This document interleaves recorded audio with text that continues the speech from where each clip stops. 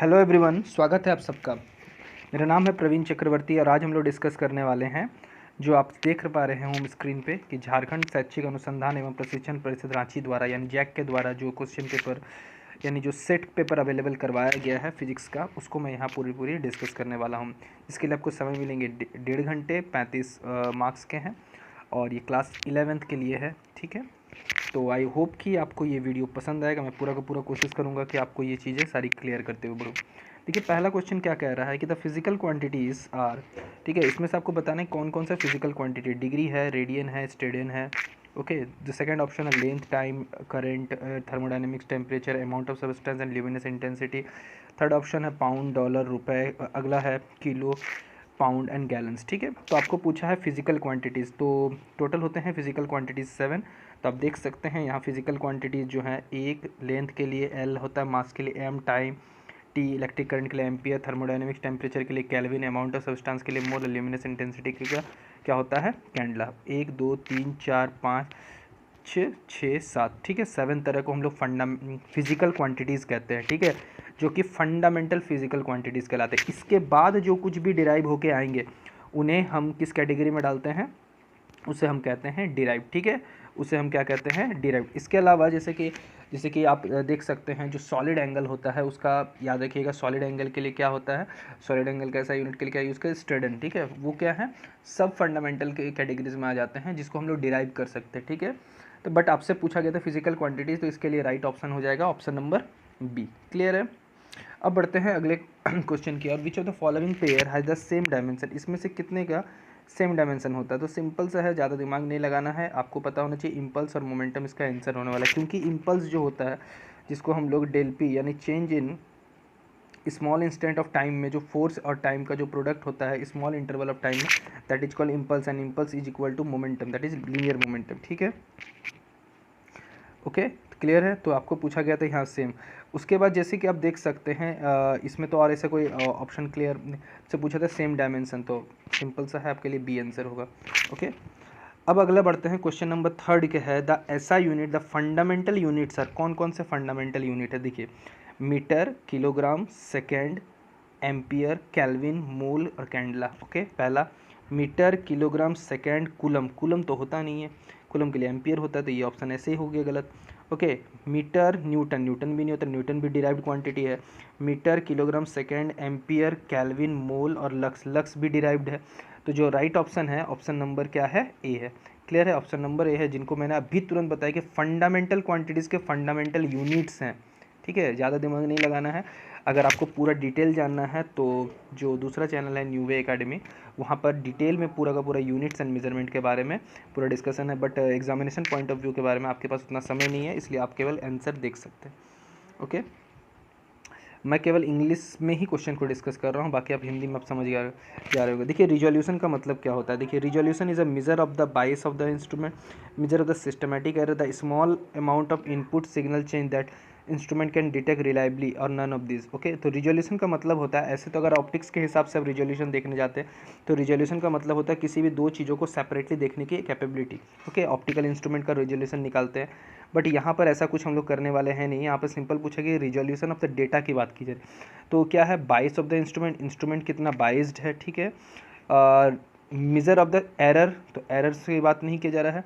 Small amount of input signal change that instrument can detect reliably, तो यही चीज़ है, किसका राइट ऑप्शन होगा, सी के। स्मॉल अमाउंट ऑफ जो आपने इनपुट सिग्नल दिया है उसको क्या हो जाए, उसमें जो चेंज आ रहा है जिसको आप रिलायबली यानी रिलायबल होकर मेजर कर सकते हैं, this is your right answer. Okay, अगला है कि absolute error of the measurement क्या होगा, तो इसका ऑप्शन नंबर हो जाएगा डी, क्योंकि ये इंडिविजुअल, ये डिफरेंस क्या है, individual measurement and true value के बीच में, यानी जो एरर आप निकालते हैं। देखिए पहला ऑप्शन जो है, मैं ऑप्शंस को यहाँ पर एलिमिनेट करते करते आप जा सकते हैं।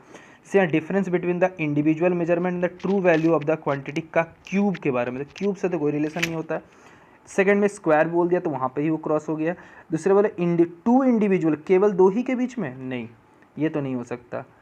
ओके, एक है कि absolute error of the measurement में हर इंडिविजुअल मेजरमेंट और ट्रू वैल्यू के बीच में जो चेंज आता है that is known as absolute error. Okay, और उनका जब मीन निकाले तो मीन एब्सोल्यूट एरर के नाम से जानते हैं।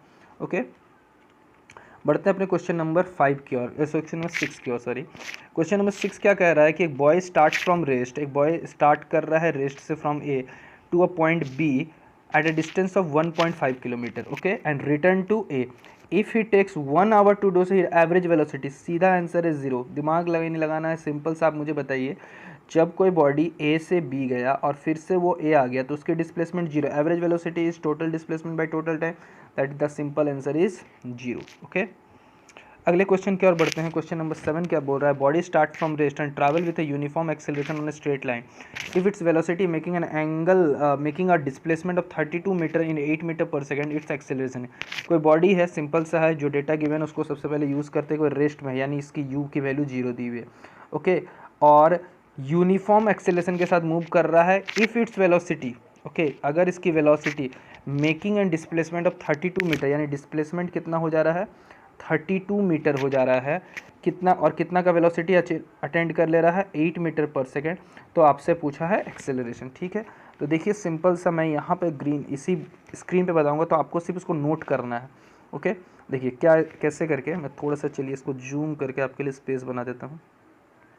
जो डेटा है ध्यान से देखिएगा कि आपके पास u0 है, v आपके पास 8 मीटर पर सेकेंड है और डिस्प्लेसमेंट है 32 मीटर। तो आपको पता है v square minus U square is equal to होता है 2as, ओके, यानी यहाँ पर 8 का स्क्वायर, 0 का स्क्वायर, 2 इंटू 1 इंटू 32, ओके, और सॉरी यहाँ पर a ही आपको निकालना है, तो यहाँ 64 और यहाँ पर भी 64a, तो that is a is 1 metre per second square, okay. तो जो राइट आंसर हो जाएगा इसका आपका ऑप्शन 1 आ जाएगा, ओके, क्लियर है।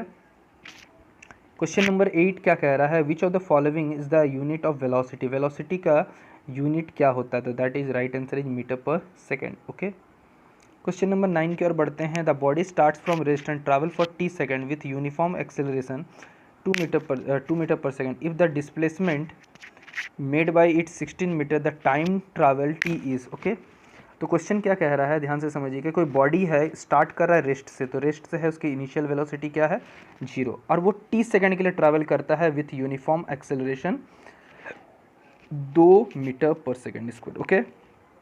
और इस बीच में उसकी जो डिस्प्लेसमेंट है वो है 16 मीटर, तो बताइए इसमें कितना टाइम लगा। तो सिंपल सा है, ओके, कलर इसका हम लोग चेंज कर लेते हैं। तो देखिए ध्यान से, s is equal to U T plus half A T square का इक्वेशन लगाइए, ओके। s आपका है दिया हुआ 16, u कितना है 0, प्लस 1/2 इंटू 2 इंटू टी का स्क्वायर, t और t कैंसिल हो जाएगा, यानी आपके पास बच जाएगा T square is equal to 16, तो that is t is equal to 4 second, okay. t is equal to कितना हो जाएगा, 4 सेकेंड इसका आंसर हो जाएगा, ओके, क्लियर है। तो आई होप कि आपको ये चीज़ समझ में आ गई होगी। बढ़ते अपने क्वेश्चन नंबर 10 की ओर। क्वेश्चन नंबर 10 क्या कह रहा है, okay, a body starts from rest if its travel with an acceleration of 2 metre per second square, okay, कितना का एक्सेलरेशन आ गया है बॉडी में, 2 मीटर पर सेकेंड स्क्वायर का एक्सेलरेशन आ चुका है, ओके, थोड़ा सा। तो the displacement at the end of 3 second, तो तीसरे सेकेंड में कितना इसका डिस्प्लेसमेंट है ये आपसे निकालने का गया है, ओके। ऑप्शन है 9 मीटर, 12 मीटर, 16 मीटर और 10 मीटर, ओके। तो देखिए इस क्वेश्चन में क्या कह रहा है, सबसे पहले आपके पास बॉडी की इनिशियल वेलोसिटी क्या दी हुई है, ओके, ये पेन क्यों नहीं काम कर रहा भाई। इनिशियल वेलोसिटी आपकी 0 दी हुई है और ये कितना का एक्सेलरेशन से ट्रैवल कर रहा है, 2 मीटर पर सेकेंड स्क्वायर से। अगर बोला इस displacement at the end of third second and the displacement at the end of three seconds is, तो कितना इसने 3 सेकेंड में डिस्प्लेसमेंट ट्रेवल किया, ओके। तो सबसे पहले मुझे बताइए, अगर हम लगाते हैं s is equal to U T plus half A T square में, तो u आपका 0 है, तो फर्स्ट टर्म तो ऐसे भी आपका 0 हो गया, 1/2 इंटू 2 इंटू 3 का स्क्वायर हो गया 9, तो इसका मतलब क्या हो गया 9 मीटर, यानी बॉडी ने स्टार्ट से लेकर 3 सेकंड के बीच में बॉडी ने कितना मीटर डिस्प्लेस किया है, 9 मीटर डिस्प्लेस किया, ओके। तो ये आपका आंसर तो आ गया है 9 मीटर, लेकिन इस क्वेश्चन में यहाँ पर बोला क्या गया था, थोड़ा सा और समझिए, it displacement at the end of 3 second, तीसरे सेकेंड के एंड में, ठीक है, उसने कितना डिस्प्लेस किया, इस क्वेश्चन को आप समझने की कोशिश कीजिएगा। तो एक तरीके से इसका आंसर तो 9 मीटर आ चुका है, but there is some doubtful thing in this question. Question में क्या डाउट है, ठीक है, क्वेश्चन में क्या कहा गया है कि आपको बोला गया कि at the end of 3 seconds is, ठीक है, तीसरे सेकंड के अंत में है कितना है। तो उस हिसाब से ये तो कंप्लीट जर्नी के बात हो गया, 9 मीटर हो गया। लेकिन अगर आपको बोला जाता है कि 3 सेकंड के अंत में, मतलब उसने 0 से 3 सेकंड और 3 से बीच में 4 में कितना डिस्प्लेसमेंट हुआ, वो आपसे पूछा गया था, ठीक है। तो इसे कैसे करके निकालेंगे, सबसे पहले बात ये है, ठीक है। तो देखते हैं इसे। तो सबसे पहला आपको पता क्या है कि v is equal to U plus A T का होता है, v is equal to U plus A T. U तो हमेशा से 0 है स्टार्टिंग में, और एक्सेलरेशन इसमें 2 दिया हुआ। सपोज कीजिए 3 सेकंड के लास्ट में उसके पास कितनी वेलोसिटी होती, 6 मीटर पर सेकंड, और चौथे सेकंड के अंत में इसके पास कितनी वेलोसिटी है। अगर यही इक्वेशन लगाते तो v is equal to U plus A T के साथ 0 + 2 × 4 यानी 8। ओके, तो दैट मीन्स है कि पार्टिकल जब ट्रैवल कर रहा होगा, ओके, पार्टिकल जब ट्रैवल कर रहा होगा 3 सेकंड से 4 सेकंड के बीच में जर्नी में, तो उस समय यहाँ पे उसकी वेलोसिटी कितनी थी, 6 मीटर पर सेकंड, और यहाँ पर कितना था, 8। तो यानी u हो गया 6 और v हो गया 8, और टाइम इस बीच में उसको लगा है 1 सेकंड। ओके, तो देखते हैं कितना इसे इस 1 सेकंड के गैप में कितना ट्रैवल कर रहा है। तो अगर हम इस चीज़ को यहाँ पे यूज़ करते हैं तो यहाँ से हमें क्या आना चाहिए बताइए, कि हम लगाते हैं v² - u² is equal to 2as। तो बता सकते हैं, आप देख सकते हैं v की जो वैल्यू थी यहाँ 8 का स्क्वायर - 6 का स्क्वायर और 2 × 2 × s। तो इसे आप सॉल्व कर रहे हैं, 64 - 36 इज इक्वल टू 4s। तो यहाँ से आपका हो गया है 8 और यहाँ से 28 हो जाएगा, और यहाँ पे 4s, तो s का वैल्यू 7 मीटर आना चाहिए। बट ऐसा कोई आंसर नहीं दिया हुआ है, तो you have to go with the option 1, there is no option for you. Okay, तो आई होप कि आपको ये क्वेश्चन का मीनिंग समझ में आ गया होगा कि इस क्वेश्चन में मिस्टेक है। ओके, चलिए बढ़ते हैं अपने अगले क्वेश्चन की ओर। अगला क्वेश्चन क्या कह रहा है, a body makes a displacement of 4 metre due east from the point A and makes displacement 3 metre north. तो आंसर होगा, रिजल्टेंट पूछा है तो resultant displacement from A 5 metre होगा। ओके, सिंपल सा, कुछ नहीं करना। एक बॉडी ईस्ट की तरफ जा रहा था, वो 4 मीटर गया, फिर वो क्या हो रहा है 3 मीटर नॉर्थ की तरफ मुड़ गया। ये इसकी इनिशियल पोजीशन, ये इसके, तो ये 5 मीटर किधर गया है, नॉर्थ ईस्ट में गया है। तो आपसे से मैग्नीट्यूड पूछा था, तो राइट आंसर हो जाएगा ऑप्शन सी। क्लियर है। बढ़ते हैं अपने अगले क्वेश्चन की ओर। अगला क्वेश्चन क्या कह रहा है, body is travelling in a circle at constant speed. एक कोई बॉडी है जो सर्कल में कांस्टेंट स्पीड के साथ मूव कर रहा है। एक बॉडी है जो कांस्टेंट स्पीड यानी v इसकी कांस्टेंट है, तो its had inward acceleration, it constant velocity, no acceleration and outward radial acceleration. तो इस क्वेश्चन में आपको पता है कि जब बॉडी सर्कुलर पाथ में घूमता है तो it experience a net inward acceleration, okay, जिसको आप सेंट्रीपिटल कहते हैं। तो एक पहला तो ऑप्शन होगा। कांस्टेंट वेलोसिटी नहीं हो सकता, वेलोसिटी की मैग्नीट्यूड कांस्टेंट हो सकता, क्योंकि वेलोसिटी एक वेक्टर क्वांटिटी, हर पॉइंट पे इसकी वेलोसिटी बदलती जाएगी। तो ये ऑप्शन ऐसे ही खत्म हो गया। नो एक्सेलरेशन वाला ही केस नहीं होगा, क्योंकि बॉडी जब सर्कुलर पाथ में है तो उस पर सेंट्रीपिटल फोर्स लग रहा है, यानी सेंट्रीफ्यूगली क्या हो रहा है, एक्सेलरेट हो रहा है। ओके, ऑप्शन डी क्या बोलना चाह रहा है, it has an output radial acceleration. No, it has inward radial acceleration. Okay, तो आई होप कि आपको ये वाला ऑप्शन क्लियर हो गया होगा, किस तरीके से हम इसे क्लियर करते हैं। ठीक है, तो अब समझने की कोशिश करते हैं कि आगे क्या कह रहा है। क्वेश्चन नंबर 13 क्या कह रहा है कि when angular velocity changes with respect to time, जब एंगुलर वेलोसिटी टाइम के साथ चेंज होता है तो क्या होता है, angular acceleration is produce, angular linear acceleration is constitute a couple is linear velocity is produce. देखिए, एंगुलर वेलोसिटी ओमेगा, टाइम के साथ D omega by D T change हो रहा है, तो इट क्रिएट्स एन अल्फा, यानी angular velocity is produce. Okay, अगला बोल रहा है कि the time of flight is equal to the 4 times the time needed to reach the maximum height. अगला बोल रहा है, सेकंड ऑप्शन बोल रहा है thrice the time necessary to reach the maximum height equal to the time necessary to reach maximum height और twice the time necessary to maximum height. देखिए simple सा ये क्वेश्चन है प्रोजेक्टाइल मोशन का, कि बॉडी को प्रोजेक्टेड किया गया है, वो ग्राउंड को लेवल को रीच कर रहा है, तो बताना है कि जब वो बॉडी यहाँ से बोला कि टाइम ऑफ फ्लाइट यानी कंप्लीट जर्नी में जो टाइम लग वो किसके बराबर है, तो सिंपल सा है कि कहाँ क्या है, equal to the time necessary to reach the maximum height. Okay यहाँ पे ट्वाइस, देखिए एक फोर्थ ऑप्शन को देखिए ध्यान से, फोर्थ ऑप्शन में क्या बोल रहा है, twice the time necessary to reach the maximum, यानी बॉडी को मैक्सिमम हाइट तक पहुंचने में, जिसको आप टाइम ऑफ एसेंट, और आपको पता है टाइम ऑफ एसेंट और टाइम ऑफ डिसेंट इक्वल होता है, तो एसेंट का टाइम अगर t1 है, डिसेंट का टाइम t2 है, तो total time t1 plus t2, but according to the projectile motion you have also learn that t1 and t2 are equal. तो t1 एंड t2 अगर इक्वल है तो यहाँ से दो उसका दोगुना नहीं हो जाएगा, क्योंकि ये 2t1 हो जाएगा, यानी option number D is your answer. Clear है। अगला देखिए क्वेश्चन क्या बोल रहा था, path followed by the projectile is called, simple सा है, फैक्ट वाली बात है, इसे हम कहते हैं ट्रेजेक्टरी नॉट ट्रैक्टर। पता नहीं इस वाले ऑप्शन को ट्रैक्टर देने का क्या मतलब था, ये तो मुझे भी समझ में नहीं आया।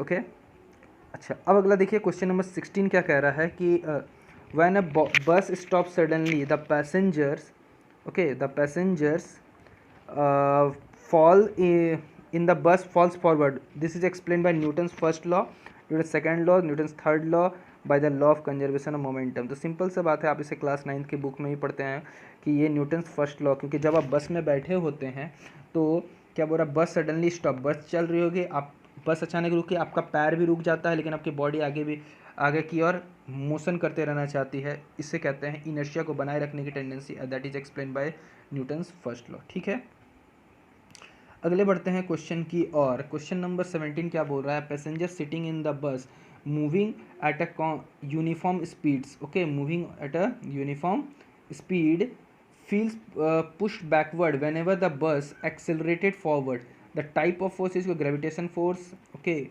real force, frictious force और pseudo force और frictional force। okay क्या कह रहा है क्वेश्चन में कि passenger sitting on the bus, एक बस में पैसेंजर बैठा moving with a uniform speed feels pushed backward, वो पीछे की ओर पुश करता है, when the bus is accelerated forward, जब बस आगे की ओर एक्सेलरेट होता है, तो इसका सीधा सीधा रीजन है इट एक्सपीरियंस सूडो फोर्स, जो कि एक फिक्सस फोर्स होता है कि बस अगर एक्सेलरेट होता है तो वो नॉन यूनिफॉर्म फ्रेम में, नॉन यूनिफॉर्म फ्रेम में आने के कारण से वो फिक्सियस फोर्स, यानी ऑप्शन नंबर सी।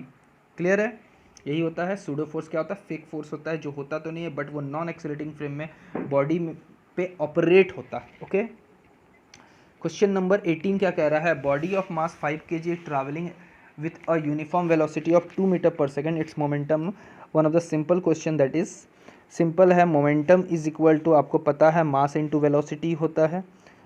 कलर क्यों नहीं काम कर रहा है, देखिए just a minute, P is equal to, यहाँ तो काम करना चाहिए। ओके आपको पता है P is equal to M into B, mass जो है वो 5 है, वेलोसिटी है 2, यानी 10 is your answer, 10 kg metre per second. Clear है, तो ये आपको शायद ये बहुत अच्छे से समझ में आ रहा होगा।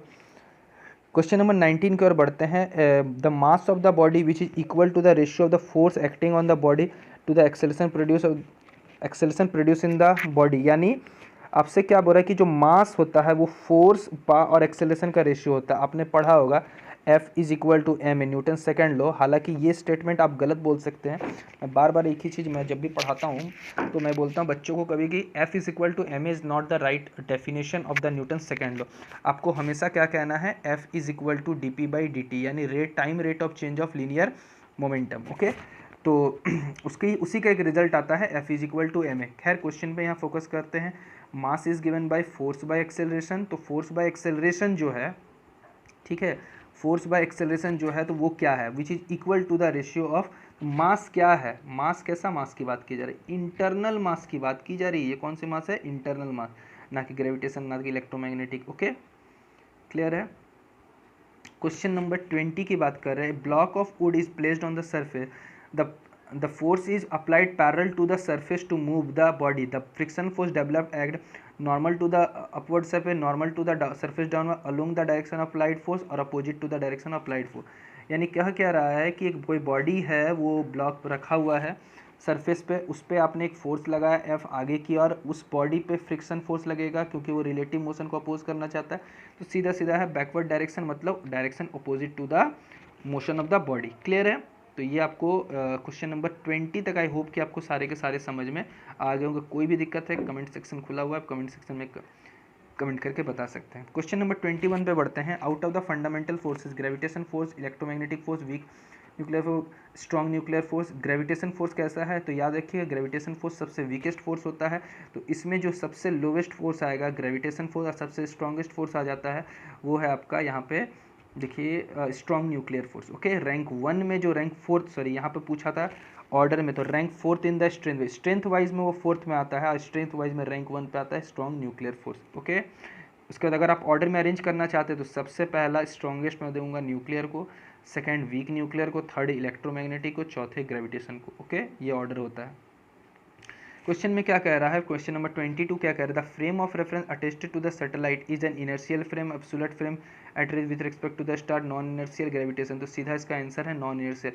सैटेलाइट के रिस्पेक्ट में जो अर्थ से सैटेलाइट है, ओके, अब ये सैटेलाइट पे भी डिपेंड करता है कि सैटेलाइट कैसा है। सैटेलाइट अगर जियो स्टेशनरी सैटेलाइट है तो उसके रिस्पेक्ट में आप उसको हमेशा इनर्शियल में देखेंगे, but non most of the cases में satellite is an non inertial frame of reference होता है। क्लियर है? अगले क्वेश्चन की ओर बढ़ते हैं। क्वेश्चन नंबर 23 क्या कह रहा है? Block of mass m is placed on the flat surface. एक ब्लॉक है जिसका मास क्या है? m है, वो फ्लैट सरफेस पे रखा हुआ है। Okay, the force is applied to move it parallel to the surface, the friction force F is developed proportional to the. Simple सा बात है, आप मुझे बताइए कि कोई ब्लॉक सरफेस पे रखा हुआ है, आपने उस पर फोर्स लगाया, फ्रिक्शन फोर्स पीछे लगता है, तो फ्रिक्शन फोर्स किस पे डिपेंड करता है? केवल नॉर्मल रिएक्शन पे। तो पहला बोला square of the mass of the body, नहीं, मास ऑफ द बॉडी।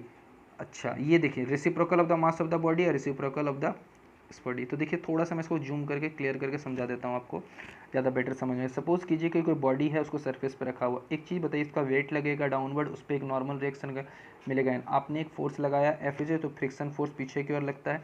तो आपको पता है friction force is equal to mu N होता है, और यहाँ पर फ्री बॉडी डायग्राम से एन इज इक्वल टू आपको एम जी इक्वल दिखाई, upward is equal to downward. तो इसमें एफ इज इक्वल टू क्या हो जाएगा? म्यू इंटू एम जी हो जाएगा, mu into M G. That means friction force किस पे डिपेंड कर रहा है? देख सकते हैं फ्रिक्शन फोर्स मास पे डिपेंड कर रहा है, क्योंकि आप देखिए यहाँ से F is equal to mu M G, तो that means friction force mass of the body पे डिपेंड करता है। ओके, क्लियर है? तो इसके हिसाब से ऑप्शन नंबर बी इसका आंसर होना चाहिए। क्लियर है?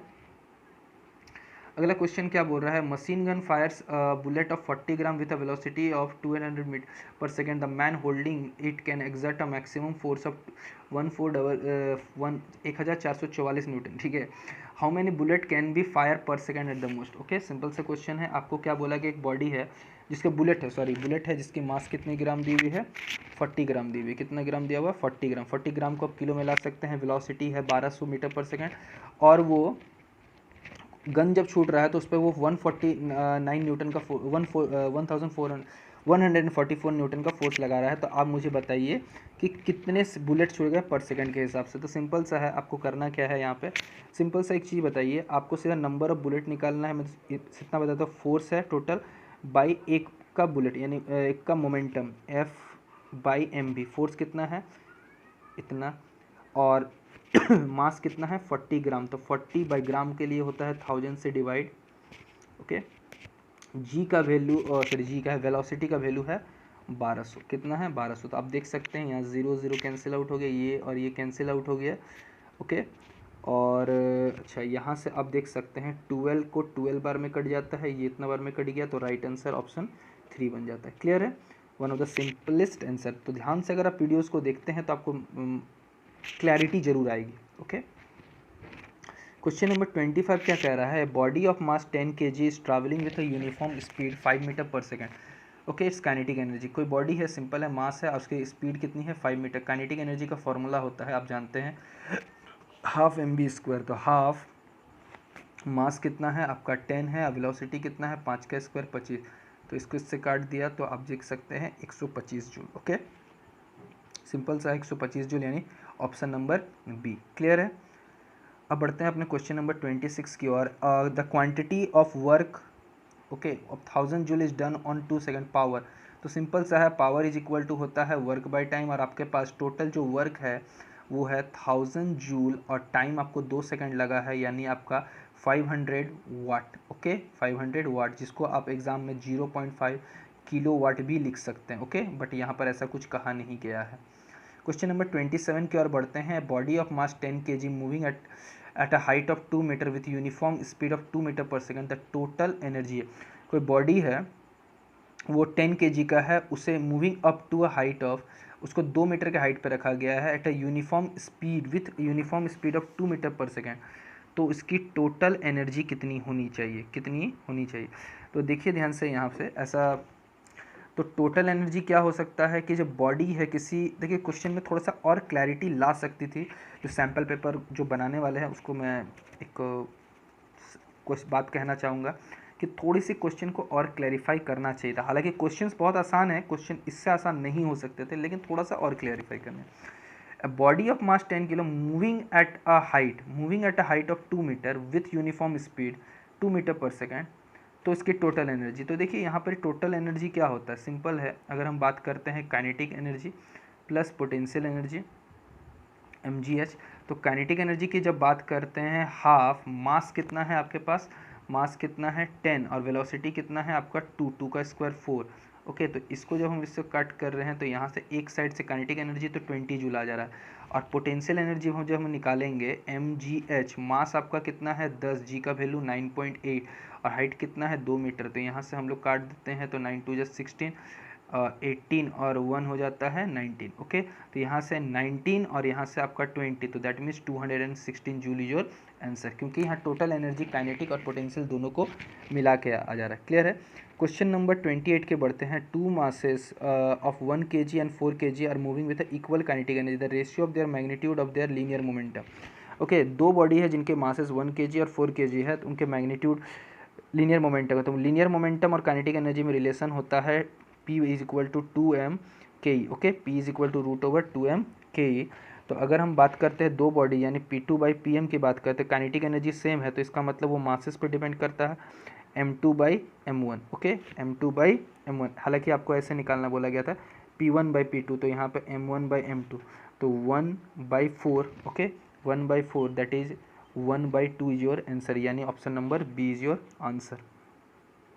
क्वेश्चन नंबर 29 क्या कह रहा है, body of mass 100 kg fall from the height of 10 metre, increase in kinetic energy. तो आपको पता है कि जो इंक्रीज इन काइनेटिक एनर्जी होता है is equal to the amount of work done by the conservative force, okay. तो kinetic energy कितना आएगा, वो कितना आएगा mgh के बराबर ही आएगा। तो मास कितना है 100, जी का वैल्यू है 9.8, ओके। थोड़ा सा चलिए आराम से लिखते हैं यहाँ पे, देखिए पहले काइनेटिक एनर्जी बराबर सिंपल होगा यहाँ पे जितना वर्क डन होगा mgh, m कितना है 100, जी का वैल्यू कितना है 9.8 और हाइट कितना है 10 मीटर, तो यहाँ से हम लोग डेसिमल निकाल देते हैं 00, दैट मीन्स 9800 जूल, यानी option number A, okay. Question number 30 की ओर बढ़ते हैं।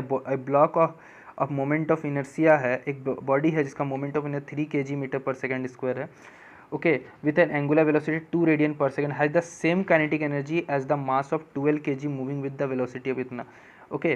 तो देखिए ध्यान से, एक बॉडी है जिसकी मोमेंट ऑफ इनर्सिया यानी सिंपल आई गिवन है, उसका 3 kg metre per second, 3 kg metre square, और उसकी जो एंगुलर वेलोसिटी है वो है 2 रेडियन पर सेकेंड, और उसके पास उतनी ही काइनेटिक एनर्जी है जितनी काइनेटिक एनर्जी एक बॉडी है जिसकी मास कितना दिया हुआ है 12 kg, तो उस बॉडी के 12 kg वाले बॉडी की वेलोसिटी निकालना। तो सबसे पहले मुझे बताइए, काइनेटिक एनर्जी कोई बॉडी रोटेट करता है तो आप जानते हैं उसके पास एनर्जी होता है हाफ आई ओमेगा स्क्वायर, और वो किसके बराबर हो रहा है हाफ एम वी स्क्वायर के बराबर, हाफ और हाफ कैंसिल हो गया। तो यहाँ से जो v निकालना है, तो v निकालने के लिए हम करना क्या पड़ेगा, देखिए आराम से देखिए, i की जो वैल्यू है, कलर यहाँ से चेंज कर लेते हैं, i की जो वैल्यू है वो आपका 3 इंटू ओमेगा की वैल्यू है 2 का स्क्वायर 4, मास कितना है 12 और v का स्क्वायर, तो यहाँ से cancel out, v is equal to 1 metre per second square आ जाएगा, ओके। आसान शब्दों में आप इसे इस तरीके से समझ सकते हैं। क्वेश्चन नंबर 31 क्या बोल रहा है, एक पार्टिकल है परफॉर्मिंग यूनिफॉर्म सर्कुलर मोशन है, एंगुलर मोमेंटम एल है, एक बॉडी है जिसका यूनिफॉर्म सर्कुलर मोशन है, उसका एंगुलर मोमेंटम क्या है एल है। अगर हम लोग एंगुलर वेलोसिटी को डबल कर दें, एंगुलर फ्रीक्वेंसी यानी ओमेगा को डबल कर दें और काइनेटिक एनर्जी को आधा कर दें, तो नया एंगुलर मोमेंटम क्या होगा, ठीक है। ऑप्शन है L/2, L/4, 2L, 4L, okay. तो देखिए ध्यान से, इसे हम जूम कर लेते हैं एक बार, तो आराम से समझने की कोशिश कीजिए कि एक बॉडी है जिसका, सपोज कीजिए कोई बॉडी है जिसका एंगुलर मोमेंटम है L, ओके, और इसकी एंगुलर फ्रीक्वेंसी है ओमेगा। तो आप काइनेटिक एनर्जी को लिख सकते हैं इनके टर्म में हाफ, आप जानते हैं एल डॉट ओमेगा हो जाएगा। Okay, kinetic energy. तो सिंपल अगर हम बात बोल रहे हैं तो आपसे पूछा नई काइनेटिक, जब आप एंगुलर मोमेंटम को डबल कर देते हैं, काइनेटिक एनर्जी को आधा कर देते हैं, तो अगर मैं सिंपल बोलता हूँ यहाँ से अगर आप एल लिखना चाहते हैं तो 2ke बाई कितना हो जाएगा, ओमेगा हो जाएगा। ये फर्स्ट केस में एंगुलर मोमेंटम था। लेकिन जब आप इसको इसमें डबल कर देते हैं तो नया एंगुलर मोमेंटम क्या हो गया, 2 का 2, काइनेटिक एनर्जी को आधा कर दिया, यानी काइनेटिक एनर्जी बाई 2, और एंगुलर मोमेंटम को क्या कर दिए थे, डबल कर दिया, यानी 2 कर दिए थे। तो दैट मीन्स 2 काइनेटिक इतना बाई 4 इंटू ओमेगा, इस पूरे क्वांटिटी को जिसमें ग्रीन कलर से दिखा रहा हूँ, सॉरी ये 1/4 को छोड़ के ये पूरा का पूरा पहले वाला एंगुलर मोमेंटम था, दैट मीन्स L/4 हो जाएगा, यानी L/4 होगा इसका आंसर। ओके, देखिए ध्यान से, यानी जो आंसर होगा वो L/4 हो जाएगा। क्लियर है। क्वेश्चन नंबर 32 की ओर बढ़ रहे हैं। A thin uniform circular ring है, अच्छा ठीक है, is rolling down inclined plane of angle theta without slipping its linear acceleration along the inclined plane कितना होगा। ओके, तो सिंपल सा है कि आपको बोला गया है कि इंक्लाइंड प्लेन पर कोई एक रिंग है जो रोल करके नीचे आ रहा है, क्लियर है, और यहाँ पर इंक्लिनेशन कितना डिग्री बन रहा है, 30 डिग्री बन रहा है। तो बताइए कि जब वो लीनियर एक्सेलरेशन कितना आ सकता है। ओके, तो देखिए इसके लिए हमें करना क्या पड़ेगा, इसके लिए अगर हम चाहे तो डायरेक्ट फार्मूला लगा के भी बना सकते हैं, क्योंकि डायरेक्ट इसमें फार्मूला अगर हम लोग लगाते हैं, डायरेक्ट फार्मूला क्या लगाएंगे, आपको पता होना चाहिए कि एक्सेलरेशन इज इक्वल टू होता है g sine theta by 1 plus के स्क्वायर बाई आर स्क्वायर होता है, जहाँ के क्या है, रेडियस ऑफ जायरेशन है।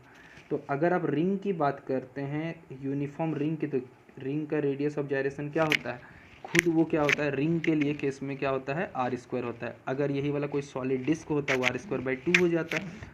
तो अलग अलग जगह पे अलग अलग है, और यहाँ जी की वैल्यू कितनी और यहाँ थीटा की वैल्यू कितनी, 30 डिग्री। तो यहाँ पे पुट करते हैं G into sine 30 by 1 plus R square by 2 into R square. तो आर स्क्वायर कैंसिल हो जाएगा।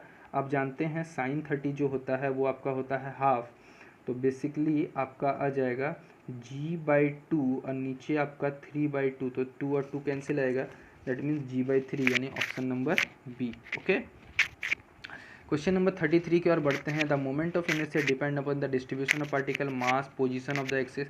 Okay, definitely moment of inertia का जो फॉर्मूला होता है वो समेशन mr² होता है।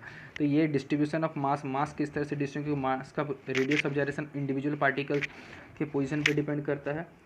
ओके, तो इसके हिसाब से option number D. Okay, question number 34 की ओर बढ़ते हैं।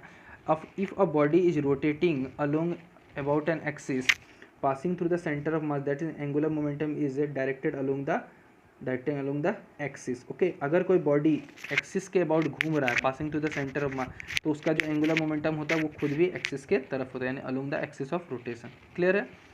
अब क्वेश्चन नंबर लास्ट की ओर बढ़ते हैं। क्वेश्चन नंबर लास्ट क्या बोल रहा है, particle moving on a circular path decreasing speed, circular path में घूम रहा है, उसका स्पीड क्या कर रहा है, डिक्रीज कर रहा है। तो इसमें correct option, angular momentum remains constant, acceleration is toward the centre, particle moves in a spiral path with decreases radius, the direction of the angular momentum remains constant। कोई पार्टिकल अगर सर्कुलर पाथ में घूम रहा है, उसका speed घूम रहा है, तो उसका पाथ क्या होगा, विथ डिक्रीज, उसकी स्पीड धीरे धीरे कम होती जा रही है, तो उसका पाथ धीरे धीरे स्पाइरल होते जाएगा, और जब जाके वो क्या होगा, finally coincide with the radius, यानी particles move the spiral path with decreasing radius. Okay, तो यहाँ पे आपके 35 क्वेश्चंस खत्म होते हैं। आई होप कि आपको वीडियो पसंद आया होगा। वीडियो को पसंद आया तो इसे लाइक, शेयर और चैनल को सब्सक्राइब करना ना भूलें। Thank you.